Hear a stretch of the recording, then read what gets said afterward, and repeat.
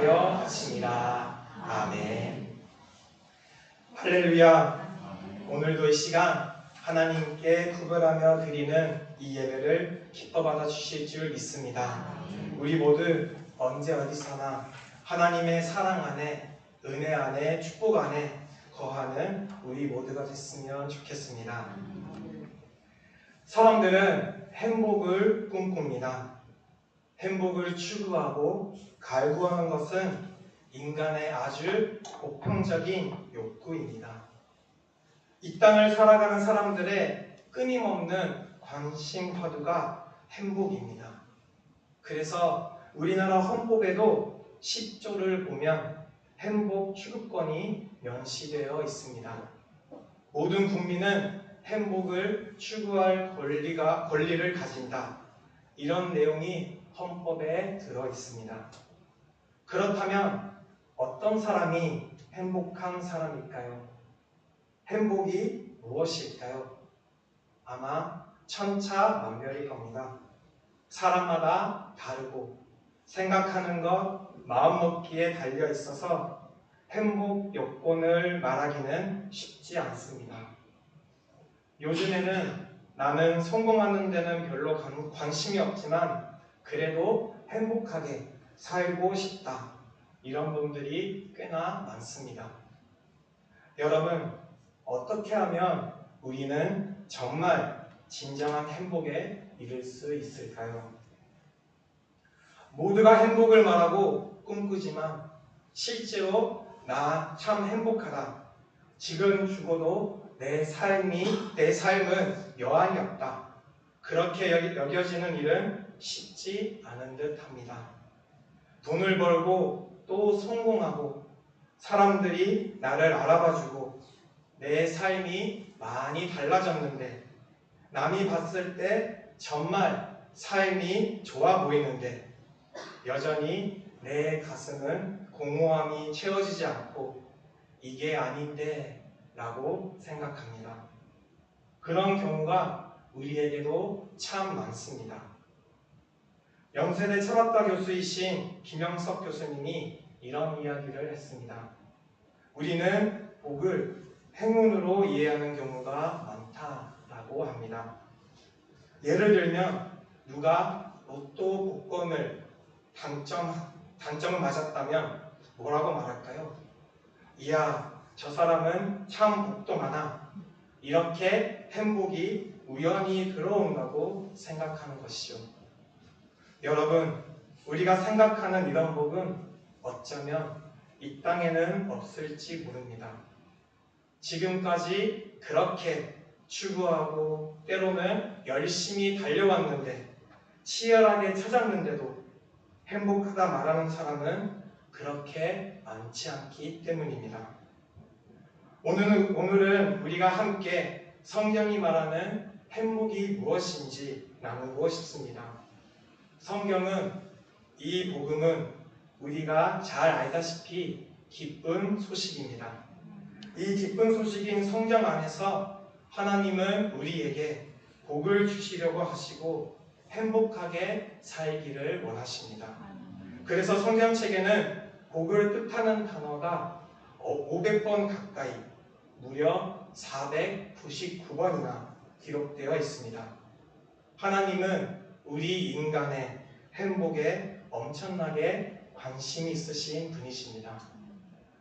믿지 않는 사람들이 예수 믿는 신앙인들을 바라보았을 때 또한 혹은 성경을 조금 보면 뭐 하라, 이것은 하지 말라 이런 법들이 가득한 책처럼 여겨질 수도 있습니다.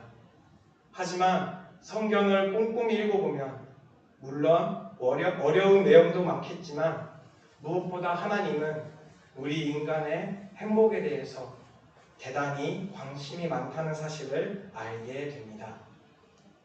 최근에 신명기 말씀을 묵상하면서 이런 말씀이 있었습니다.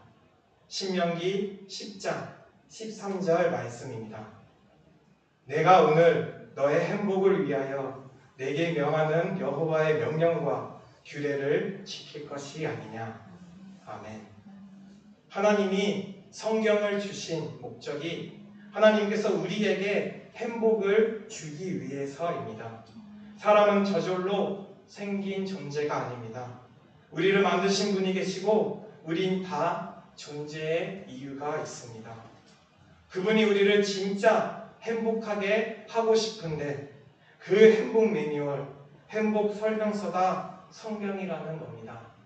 이렇게 살면 행복하고 이렇게 살아가면 한 번뿐인 인생 후회 없다. 그래서 인간 사용 설명서 행복 매뉴얼이 바로 성경입니다. 오늘 성경에서 우리에게 주시는 행복이 무엇인지 함께 묵상하며 나아가길 소망합니다. 먼저 첫 번째로 오늘 성경이 우리에게 이야기하는 행복은 자기 죄를 알아야 한다는 것입니다. 이건 좀 생뚱맞을 수 있습니다. 아니, 행복을 말하다가 왜 갑자기 점프해서 죄냐? 그렇게 이야기하실지 모르겠습니다. 하지만 성경은 분명하게 말하고 있는 것입니다.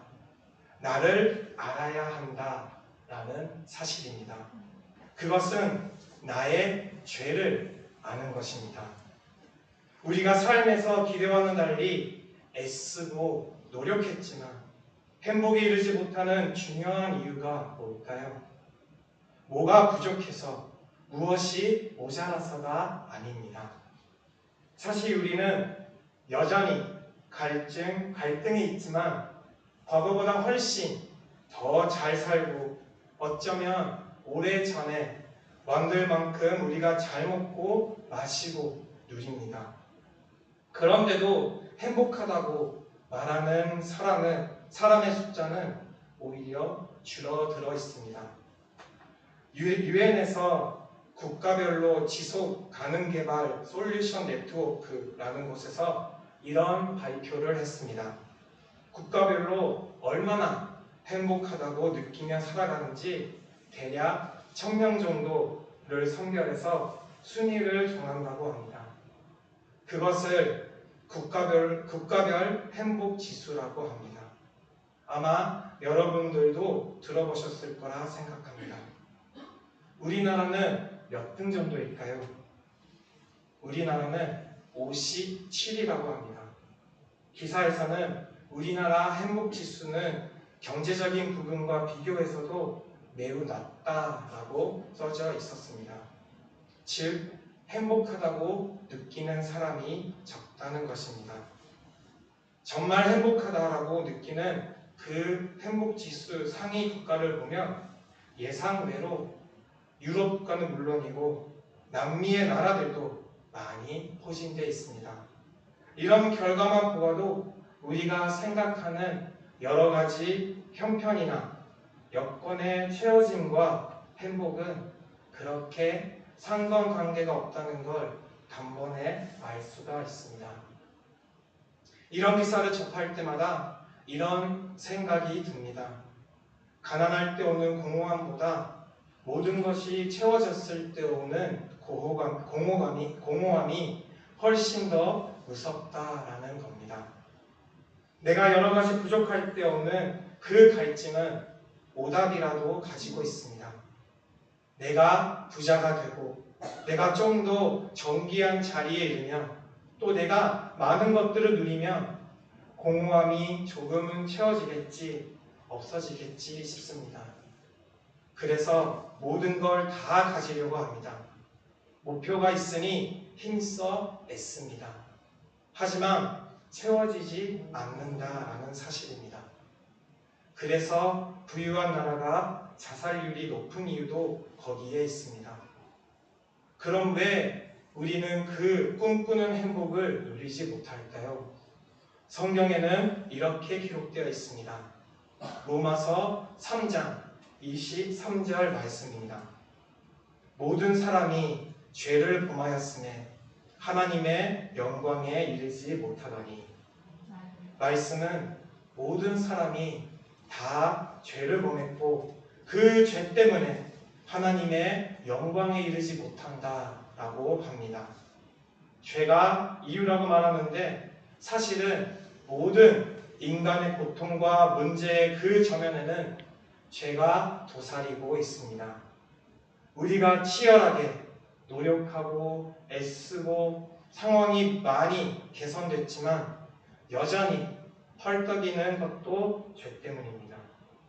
성경에서는 분명히 우리에게 말하고 있습니다. 모든 사람이 죄를 범하였음에 하나님의 영광에 이르지 못한다고 말입니다. 이 하나님의 영광에 이르지 못한다라는 말을 좀 이해하기 쉽게 바꾸면 하나님의 기대대로 살지 못한다는 거죠. 하나님은 나를 지으시고 만드셨는데 그 목적은 하나님께서 우리에게 원하시는 것은 우리가 정말 행복하게 한 번뿐인 인생, 정말 부름받은 그 목적대로 후회 없이 살기를 원하십니다. 그런데 그런 일을 다 망쳐버리게 하는 것이 바로 죄라는 겁니다. 그래서 죄는 무섭습니다. 성경에 죄의 삭은 사망이다 말씀을 하셨습니다. 죄의 파괴력은 대단히 치명적입니다. 전 세계가 코로나로 어려움을 겪었습니다. 지금도 계속해서 코로나가 만연하고 있습니다만 온 세계를 어둠 속에 공포 속에 몰아넣었던 코로나의 치사율은 2~3%, 많아도 5%를 못 넘깁니다. 하지만 여러분, 죄의 치명률은 얼마일까요? 100%입니다. 지구촌의 70억 중에 한 사람도 죄가 가져오는 죽음을 피할 수 있는 인생은 없습니다. 우리는 어느 누구도 예외가 없습니다.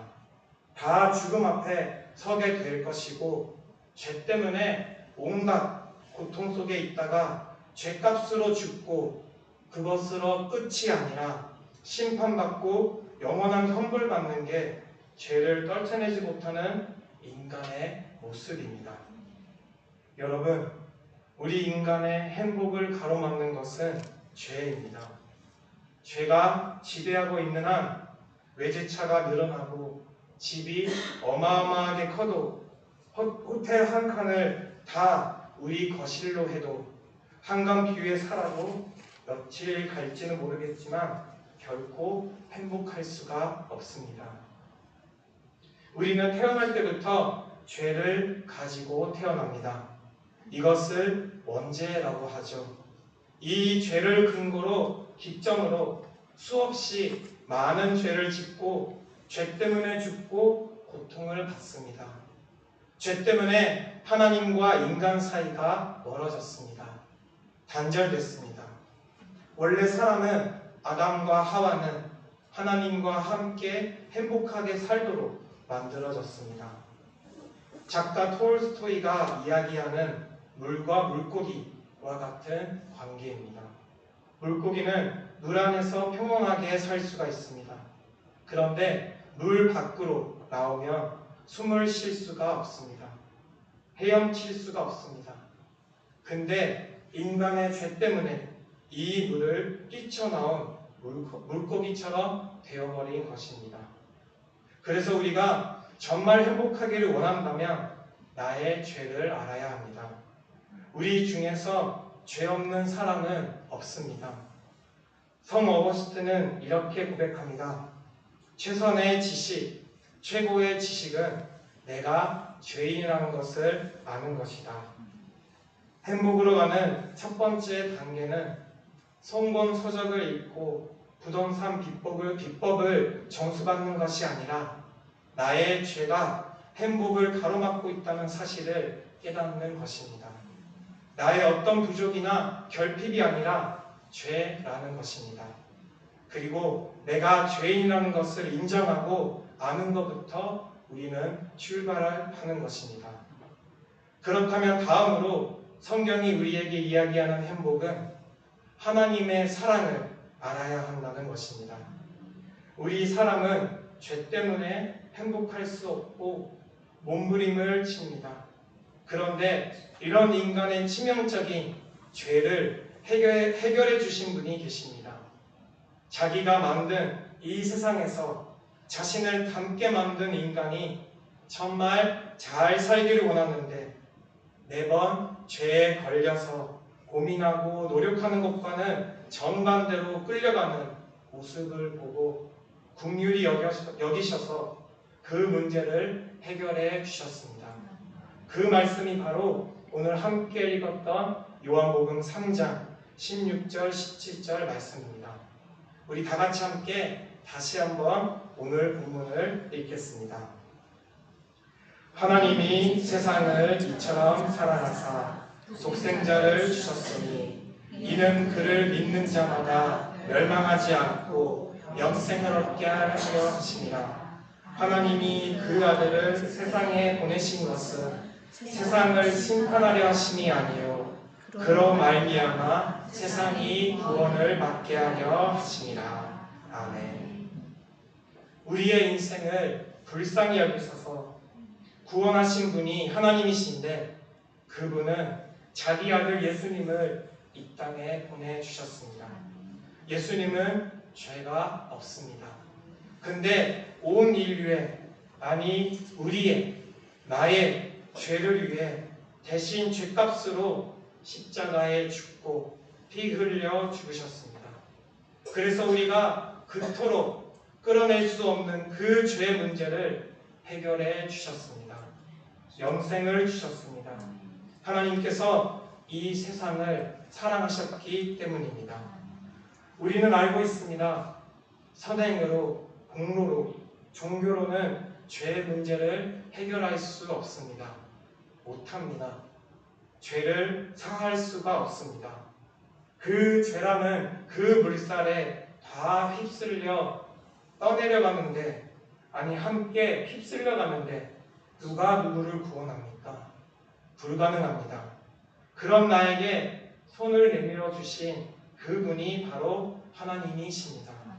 그 예수님을 만나면 죄는 한순간에 해결이 됩니다. 죄의 쇠사슬을 단번에 끊어주시는 분이 바로 예수님이십니다. 그래서 우린 예수님을 믿기만 하면 되는 것입니다.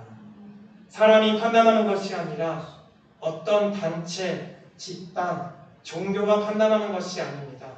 오직 하나님 한 분만이 우리를, 나를 판단하십니다.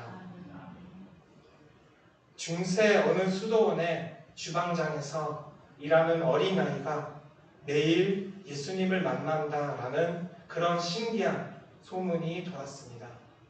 그 수도원 원장은 얼마나 부담이 크겠습니까?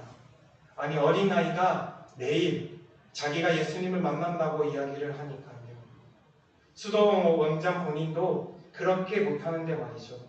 그래서 어느 날 원장이 그 아이를 불러서 묻습니다. 아니 너 정말 매일 예수님을 만나냐? 거짓말 아니냐? 그랬더니 사실이라고 말합니다. 그 어린아이는 나는 정말 예수님을 만난다고 이야기합니다. 그럼 너 오늘 다시 주님을 만난다면 3가지를 물어봐 주라. 수도 원장은 확인하고 싶었던 것입니다. 그래서 3가지를 이야기를 합니다. 나의 등에는 점이 있는데 점이 몇 개인지, 그리고 내가 학교 다닐 때 특별히 못했던 과목이 있는데 그 과목이 뭔지, 마지막으로 내 마음에 늘 나를 괴롭히는 내가 지은 죄가 2가지가 있는데 그가 뭔지 좀 알아봐 달라고 소년에게 이야기했습니다. 다음 날 이 소년이 원장에게 달려갔습니다. 원장님, 원장님 등에는 점이 5개가 있습니다. 그리고 학교 다니는 시절에 참 수학을 못하셨네요. D학점 받았다고 하네요. 근데 원장님이 말씀을 하시는 죄는 예수님께 물어봤더니 생각이 나지 않는데요. 그렇게 말합니다. 네, 그냥 우스갯소리와 같은 예화이긴 하지만 하나님께서는 이런 분이시다라는 것을 알려주는 예화입니다. 하나님 아버지는 언제나 나와 함께 하시고 내가 하나님께 회개하고 고백하기만 하면 하나님께서는 용서하신다라는 사실입니다. 생각도 나지 않는다 말씀을 해주신다라는 겁니다.